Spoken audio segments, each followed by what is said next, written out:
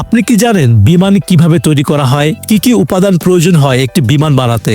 বর্তমানে বিমান তৈরিতে দুই ধরনের উপকরণ ব্যবহার করা হয়, ধাতব এবং অধাতব উপকরণ। ধাতব উপকরণের ক্ষেত্রে বিমান নির্মাণে সবচেয়ে বেশি ব্যবহৃত ধাতু হলো অ্যালুমিনিয়াম, ম্যাগনেসিয়াম, টাইটেনিয়াম, ইস্পাত এবং এদের সংকর ধাতু।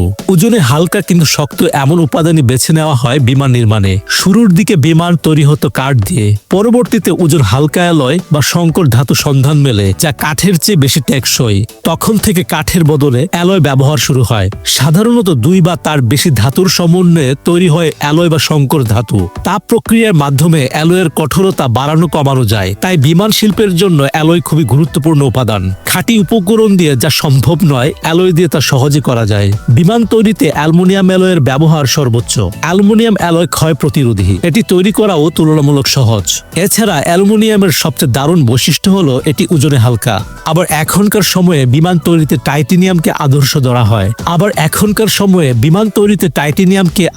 ধরা হয়, কারণ অ্যালুমিনিয়াম অ্যালয় টাইটেনিয়ামের তুলনায় দুর্বল।